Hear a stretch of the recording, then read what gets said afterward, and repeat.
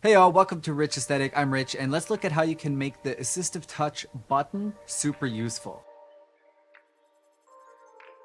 Getting straight into it, the Assistive Touch button, if you don't know, puts this little dot up, which I believe a few years back when the home button went away was kind of like a meme or fad to give yourself a home button for those people who didn't like the swipe up gesture. But Assistive Touch has been here long before that ever became a thing. And I've actually only recently started using the feature. For example, when I'm studying Chinese, I used to have a shortcut that I would run from the menu that allows me to add a new word that I came across while studying. Pretty much I would copy the word and then it would pull that word from my clipboard, automatically translate it to English, then ask me for the pinyin, which I would have also copied or just remembered from the flashcard that I was just viewing. Now, I don't study Chinese in this way anymore because I'm a little bit past that and I'm able to learn more contextually, but there are other shortcuts that I run from the menu all the time. For example, my number one used one called money, just to keep the name short, but it pretty much allows me to log a transaction, whether being a credit or debit to any of my accounts. And then it goes through this whole thing, just showing me a bunch of different dictionaries pretty much with options to select, which then pre-fills or autofills my numbers spreadsheet. And I use numbers because I don't really believe in paying for a money management service, at least not at my current income level. Next, I got this handy button here that runs my translate shortcut. And I live in China, my Chinese is not perfect, so every now and then when I'm, ordering something online or coming across something while I'm out, I need to translate something.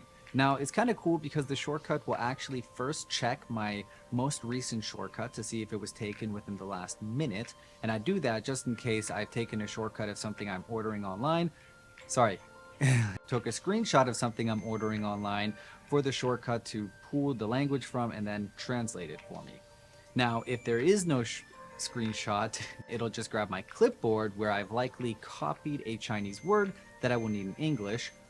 And if it's actually an English word, it'll actually translate into Chinese. Now you can change this shortcut if you want it. By the way, the link is down in the description for you to use, and you can set the preferred language to what it is that you need, Japanese, Korean, or whatever.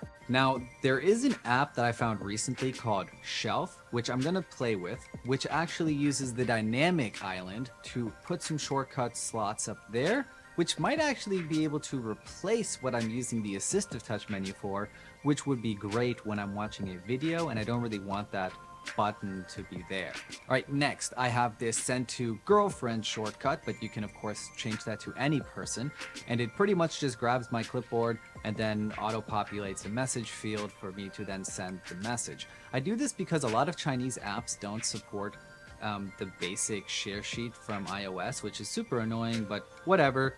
But now I can quickly share things that I find on like Taobao or other Chinese apps to share with my girlfriend. All right, those are pretty much my main uses of the Assistive Touch button. The next thing though isn't actually in this menu, it's actually a long press on the button which opens up Spotlight Search. Super useful. On the phone, there is no other option besides Spotlight for searching everything across your phone. So I want that accessible everywhere, and this is, in my opinion, the best way to do it. All right, now let's get into some other uses for it. So I already mentioned earlier, if you're learning a language, running a shortcut that kind of collects, words that you're learning when they come across to you as new is super helpful. But besides that, I also have the restart shortcut, which you don't have to create a shortcut for. It's just in the Assistive Touch menu settings panel for you to choose.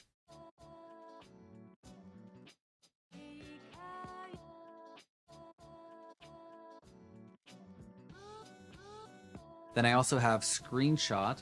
I don't really use that because the button shortcut works fine, but sometimes I will use it there just because, I don't know, I get a little bit anal about my buttons being worn down too quickly. But I don't know, that's more of superstition than an actual use that I often use it for. And then the last one you see here is unlock rotation.